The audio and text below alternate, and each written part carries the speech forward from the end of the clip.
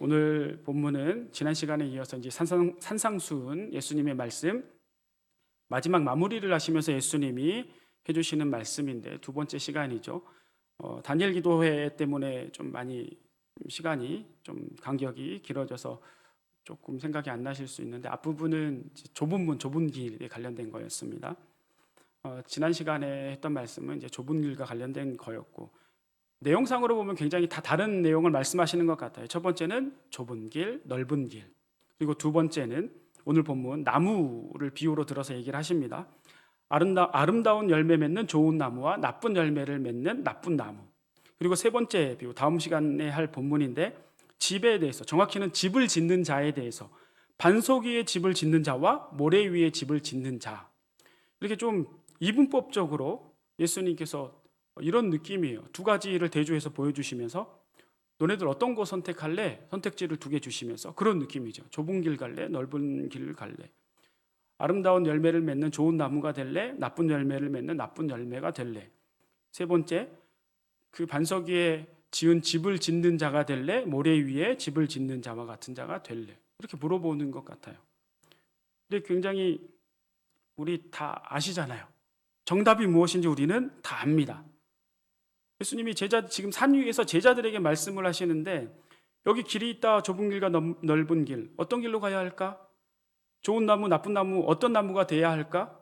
집을 짓는데 모래 위에 지어야 될까? 반석 위에 지어야 될까? 어떤 집을 짓는 사람이 되어야 할까? 우리가 정답을 다 알아요. 성도님들 정답 모르시는 분 아마 없을 겁니다. 근데 정답을 알고 모르고가 문제가 아닌 거예요.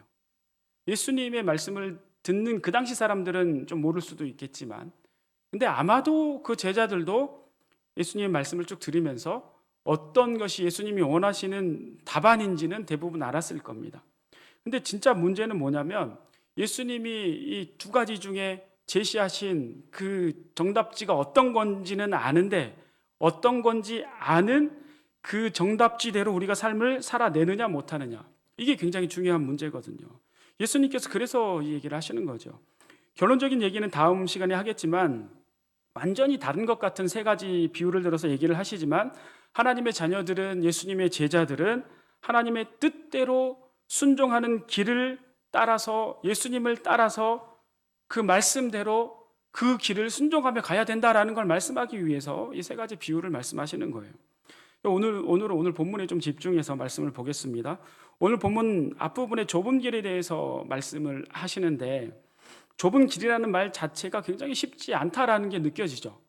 이제 우리 성도님들은 이 세 가지 좁은 길, 넓은 길, 나무 비유, 또 집 짓는 비유 세 가지 중에 어떤 게 옳은 건지 아는데 세상 사람들도 두 번째 좋은 나무, 나쁜 나무, 반석 위에 지은 집, 모래 위에 지은 집 어떤 거 선택하라고 이렇게 선택지를 주면 다 두 번째와 세 번째는 좋은 나무, 반석 위에 지은 집을 짓는 자라고 선택할 거예요. 근데 세상 사람들은 좁은 길하고 넓은 길 중에 어떤 길 갈래 하면 넓은 길을 택하겠지만 우리 믿는 사람들은 일단 내가 좁은 길을 가지 못하더라도, 잘 살아내지 못하더라도 그게 정답인지는 우리가 다 안단 말이죠. 왜냐하면 우리가 왜 알면서도 못 가냐면, 그 길을 오롯이 그렇게 좁은 길로 가지 못하냐면 쉽지 않기 때문에 그래요. 이 믿음의 여정이 쉽지만은 않아요. 단순한데, 어떻게 보면 단순한데 그냥 나는 완전히 다 나의 성질, 자존심 다 예수님과 함께 십자가에 못 박고 그냥 예수님 말씀하시는 대로만 그냥 그대로 하면은 괜찮은데, 이렇게 단순하고 쉬운데 우리 자아가 있어서 이렇게 완전히 죽어지지가 않는단 말이에요. 그래서 쉽지가 않아요. 그래서 세상 유혹이 오면 갈대같이 막 흔들리고, 방해가 있으면 또 흔들리고 넘어지고, 또 사탄은 매일 나의 연약함과 죄를 빌미 삼아서 참소하고 나를 죄의 구렁텅이에 자꾸 몰아넣으려고 하고 유혹하는 손길이 많아요.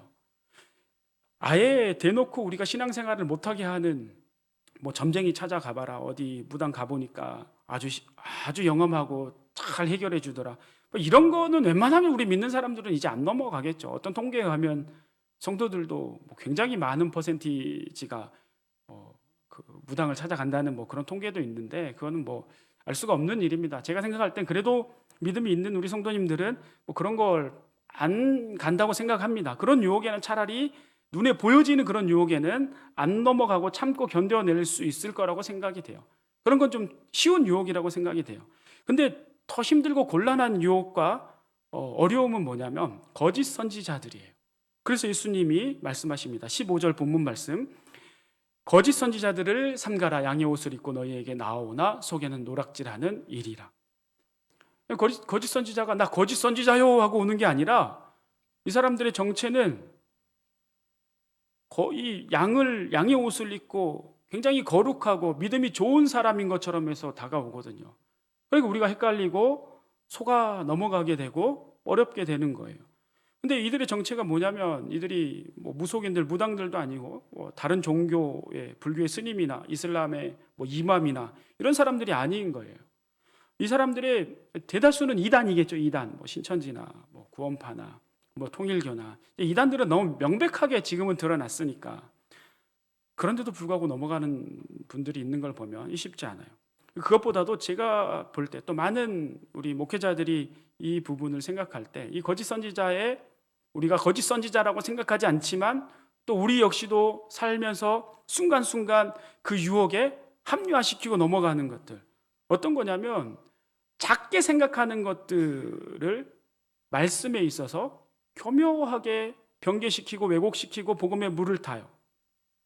이단들은 대놓고 자기가 재림주라고 하니까 우리가 웬만하면 안 넘어가지만 우리 일반적인 교회 안에서 성도들이 에이 세상 그렇지 않아. 아유 말씀은 당연히 좋은 말씀 해주시지. 그런데 세상은 에이 그렇지 않잖아. 알면서 왜 그래. 이런 것들도 거짓 선지자예요. 나도 거짓 선지자가 될 수 있고 또 거짓 선지자의 그런 어떤 믿는 자들이지만 세상하고 굉장히 합리화를 시키는 말들에 우리가 현혹되어서 같이 동조하고 넘어가 버릴 수 있다는 겁니다. 제가 성향상 어렸을 때 늘 말씀에서 말씀해 주시고 있는 내용과 세상에서 믿는 사람들이라고 하면서 사람들이 살아내는 어렸을 때는 이제 믿는 어른들의 모습을 봤겠죠. 근데 그 괴리가 너무 커요. 너무 커서 굉장히 고민이 많았고 질문도 많이 했고 제가 청년 사역을 하기 전에 청년 때에도 청년들과 얘기를 했을 때에도 늘 이 고민들이 있어요. 사역을 할 때 청년들, 특히 청년들, 아니 그냥 어른들하고도 마찬가지예요. 제가 가장 많이 들었던 말 중에 한 가지는 뭐냐면 말씀을 얘기해 주면 현실은 그렇지 않다라는 거예요. 현실은 그렇지 않다. 뭐 전도사님이 순진해서 세상을 모르네. 제가 뭐가 순진해요? 저 하나도 안 순진하거든요. 제가 뭐 말씀을 다 지킬 수 있고 말씀을 다 지킬 줄 알아서 말씀을 바르게 전하는 게 아니라 바른 말씀을 바르게 선포하고 바르게 받아들이고 바르게 그 말씀대로 살려고 우리가 애를 써야 되는 거잖아요. 그래도 그 말씀대로 못 살아낸단 말이죠. 세상은 하나님의 말씀과 그 논리가 완전히 달라요. 같을 수가 없죠. 근데 우리가 그 세상 사람들의 논리에 동조해서 세상은 그렇지 않아.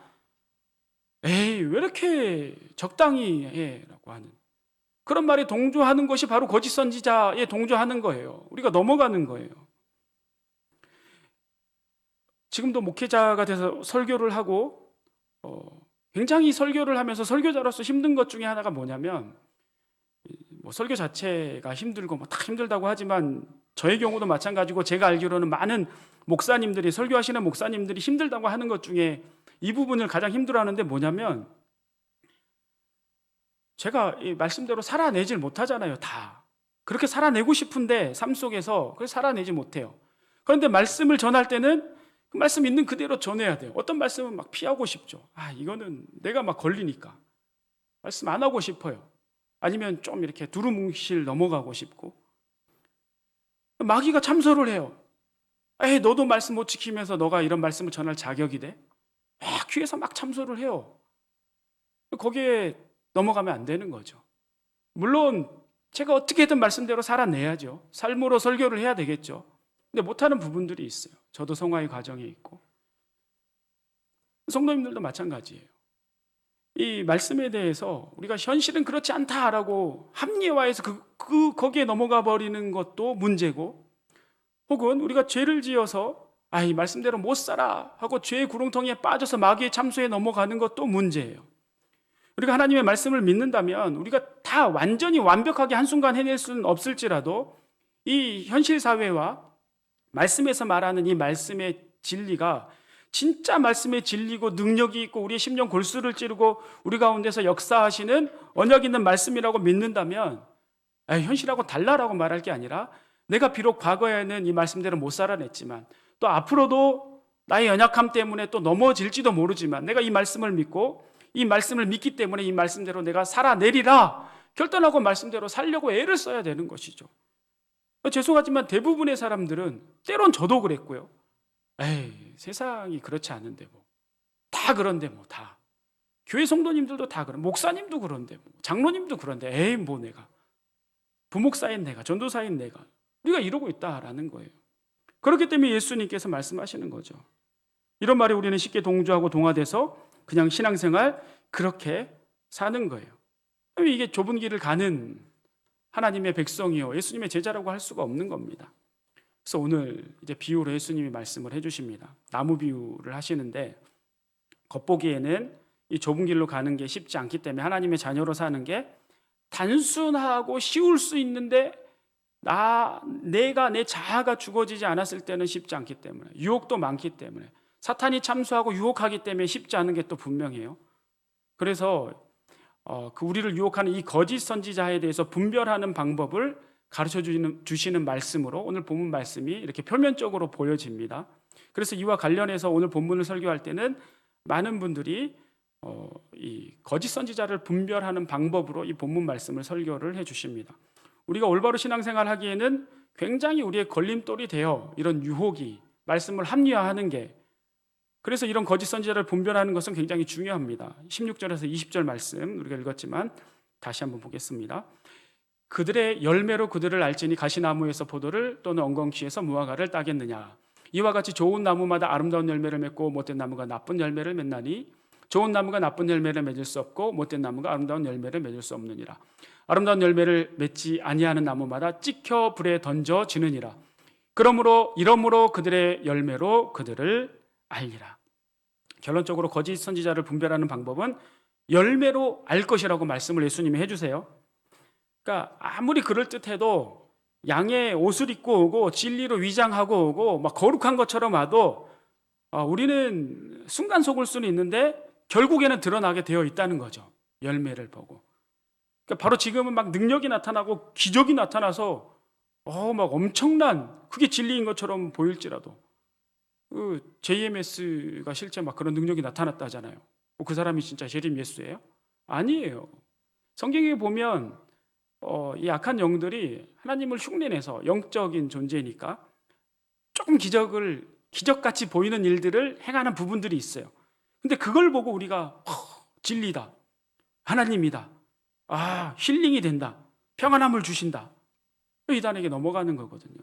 그래서 우리는 그런 좀 현상적인 거, 기적 같은 거 이게 무조건 잘못된 건 아닌데 그런 것들이 있어서 그런 것들 때문에 기존 교회를 흔든다거나 우리가 구원받는 이런 진리의 말씀이 왜곡된다거나 이런 일들이 있다면 우리는 경계를 해야 돼요. 기도하고 분별함을 가져야 돼요. 기다려야 돼요. 나무가 열매를 맺으려면 시간이 걸립니다. 나무 묘목을 심으면 평균적으로 3년 걸리죠. 열매 맺으려면. 또 나무마다 어떤 건 더 오래 걸릴 수도 있어요. 그래서 좀 기다려야 돼요. 어떤 새로운 것이 나타나서 그게 진리인 것처럼 막 이렇게 보여지면 그걸 확 따라가는 게 아니라 기도하며 분별함을 달라고 성령님께 기도하며 그 열매가 드러나기까지 기다려야죠. 그러니까 우리는 분별함을 위해서 기도하면서 쉽게 판단하지도 말아야 되고 중요한 건 그런 잘못된 진리나 진리를 왜곡하는 것들의 거짓 선지자의 말들에 또 거짓 선지자라고 거대한 게 아니라 아주 작은 말씀의 작은 부분을 가감하며 왜곡하는 그 모든 것들에 우리가 넘어가고 동조하지 않으려고 애를 쓰는 신앙생활을 해야 되는 게 더 중요한 겁니다. 제가 오늘 본문에서 초점을 맞추고 싶은 것은 거짓 선지자 분별하는 방법이 아니에요. 오늘 본문 말씀이 굉장히 중요한데 이 거짓 선지자를 분별하라고 알려주시는 말씀 속에 아주 중요한 말씀이 전제되어 있어요. 지금 산상수훈에서 예수님의 제자들이 말씀을 듣고 있단 말이에요. 예수님이 제자들이 말씀을 듣고 있는데 이 사람들은 예수님을 믿겠다고 작정한 사람이고 예수님을 따르겠다고 결단하고 예수님의 말씀을 듣고 있는 사람들이에요. 오늘날 우리 성도들이에요. 양의 옷을 입고 우리를 유혹하고 아름다운 열매를 맺는 척하지만 나쁜 열매를 맺으며 결국엔 이 거짓 선지자들을 분별해 내야 되는 이 제자들, 예수님의 말씀을 듣고 있는 제자들, 오늘 이렇게 설교를 듣고 계신 우리 성도님들은 어떤 나무여야 돼요? 당연히 좋은 나무여야 한다라는 것이 전제되어 있죠. 예수님의 이 거짓 선지자를 분별하라는 말씀 속에 그걸 나무로 비유해서 말씀하시는데, 그 말씀에는 예수님의 제자들은, 하나님의 자녀들은 당연히 아름다운 열매를 맺는 좋은 나무여야 한다는 게 전제되어져 있어요. 거짓 선지자만 분별할 때 좋은 나무인지 나쁜 나무인지, 아름다운 열매를 맺는지 나쁜 열매를 맺는지, 거짓 선지자 분별할 때만 이 나무의 열매를 보는 게 아니라 나 자신은 먼저 좋은 나무가 되어 있어야 돼요. 아름다운 열매를 맺는 좋은 나무여야 돼요. 이게 전제되어져 있어요. 이게 굉장히 중요합니다. 근데 이게 안 되어져 있으면 내가 바로 거짓 선지자가 되는 거죠. 우리 그리스도인들이 가장 많이 저지르고 있는 오류 중에 한 가지가, 말씀을 읽고 설교를 들은 후에 하나님의 뜻이라고 생각되는 어떤 정답을 알게 돼요. 그럼 머리가 막 시원해지고, 그게 그 뜻이었구나 하고 은혜가 된 것 같아요. 막 이해가 돼요, 말씀이.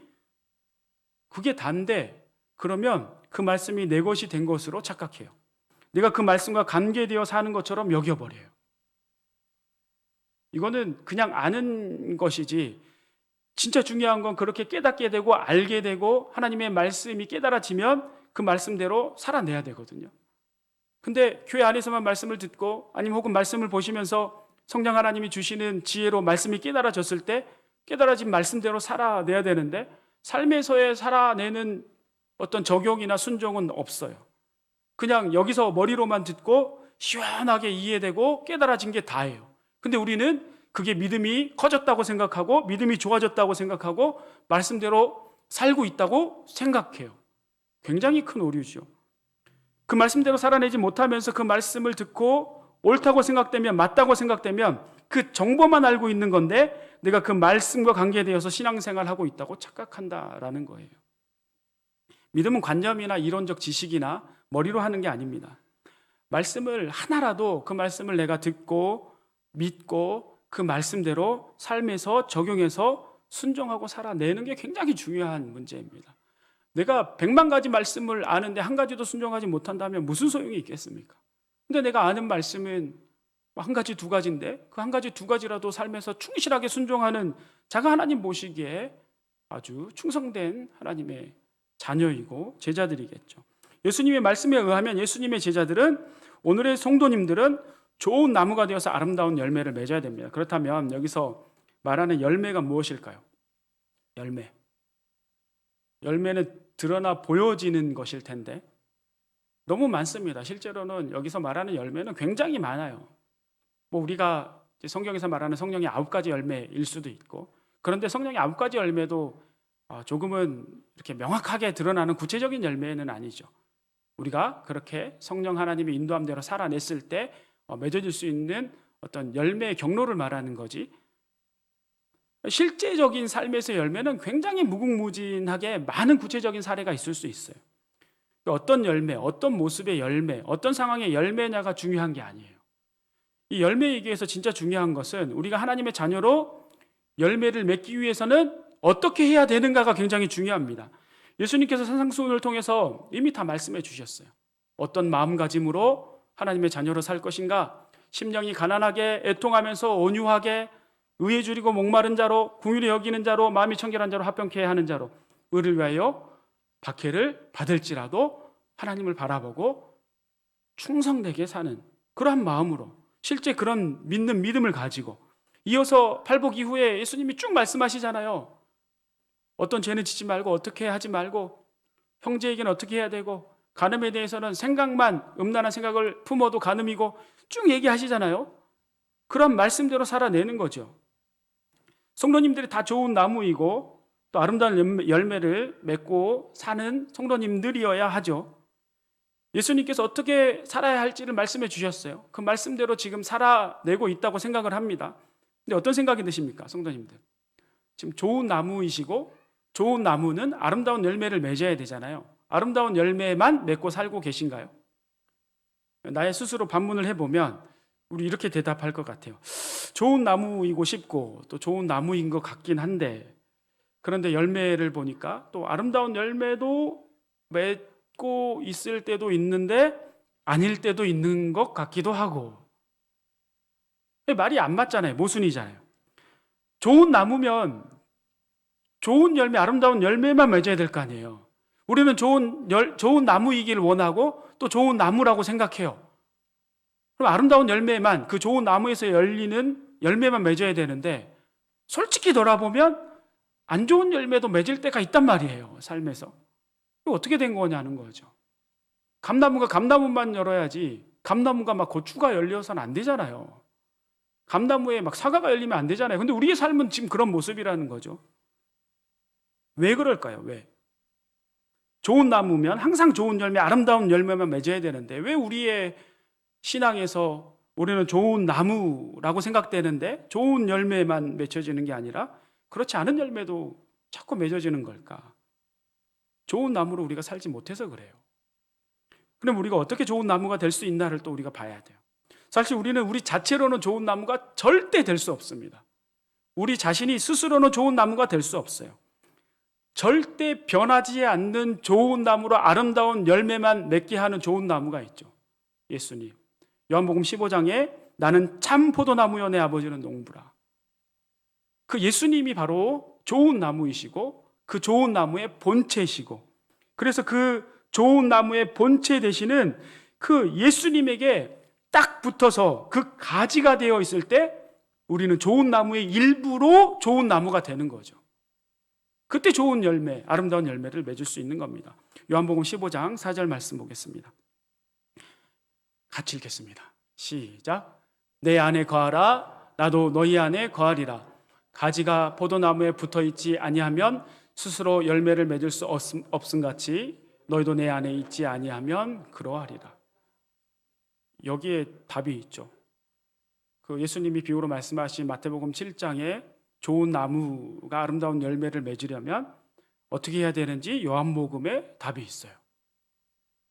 참 포도나무이신 예수님의 가지가 되어서 우리가 붙어 있을 때에만 그 아름다운 열매를 맺는 좋은 나무를 유지할 수 있는 거예요. 근데 예수님께 붙어 있지 않으니까 우리가 그 좋은 열매가 아름다운 열매가 아닌 그 나쁜 열매들을 우리 삶에서 맺게 되는 거죠. 이거를 또 이렇게 표현을 하시잖아요. 예수님께서 내 안에 거하라 너희도 내 안에 거하라.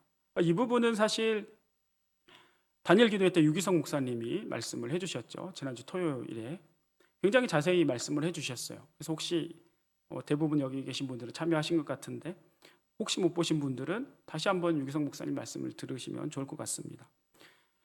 거한다라는 뜻에 대해서 이제 그 유기성 목사님은 주님이 바로 내 옆에 계시는 것처럼 생각하고 믿고 삶을 살아내야 된다고 했어요.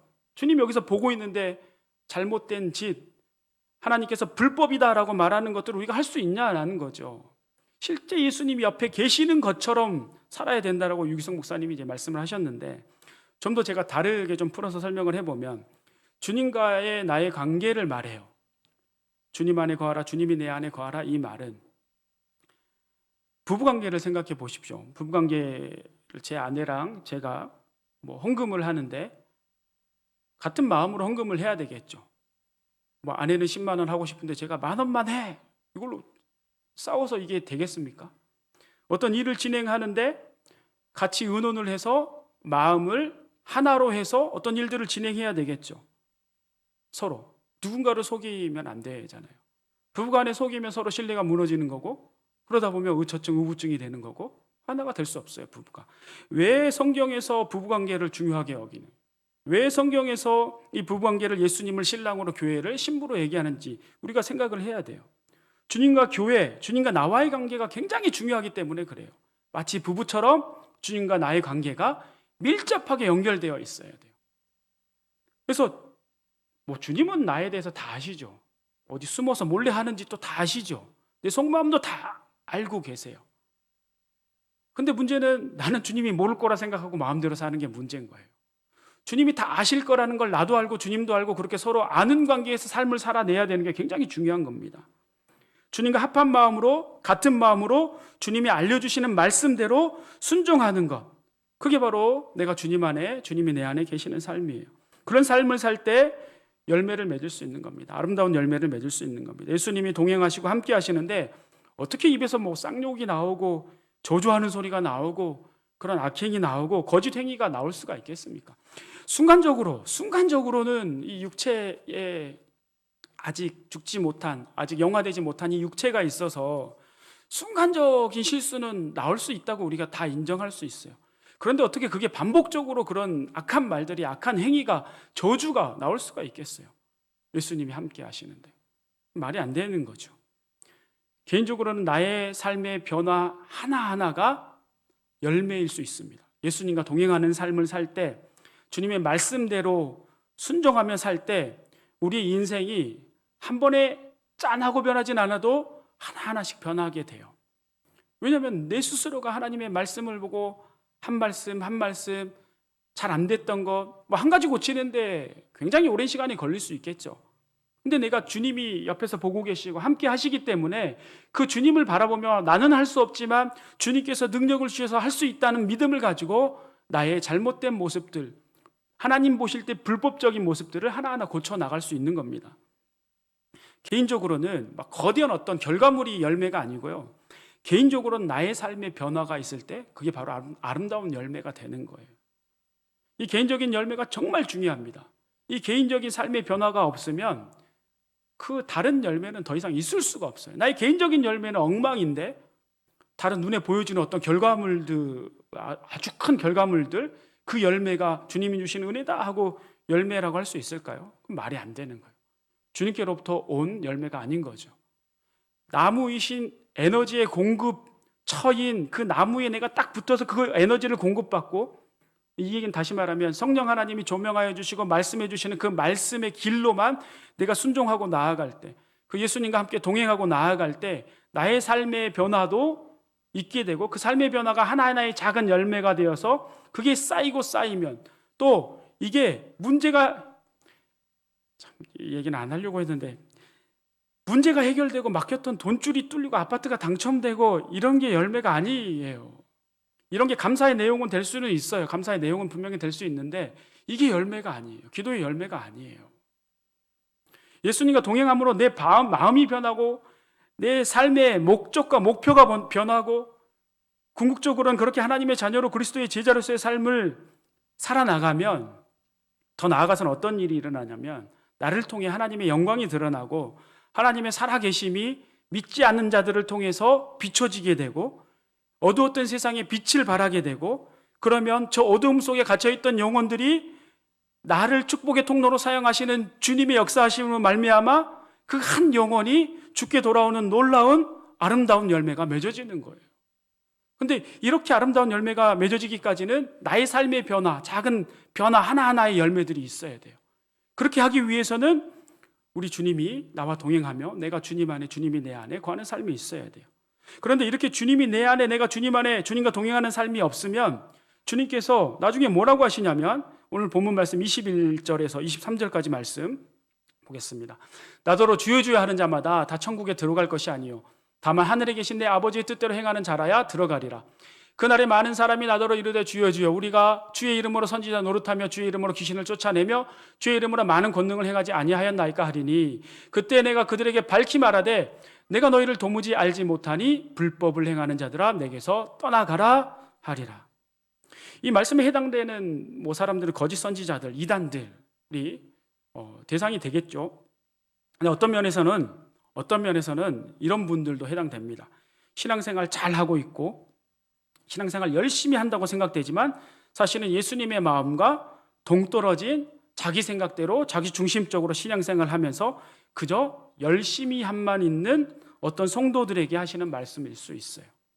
이 21절에서 23절까지의 말씀, 주님께서 주여 주여 하면서 귀신도 쫓아내고 선지자와 같은 권능을 행하는 자들, 그들에게 하시는 말씀인데, 이 기적과 은사를 배격하는 것처럼 해석하는 분들이 있는데 그런 게 아니죠.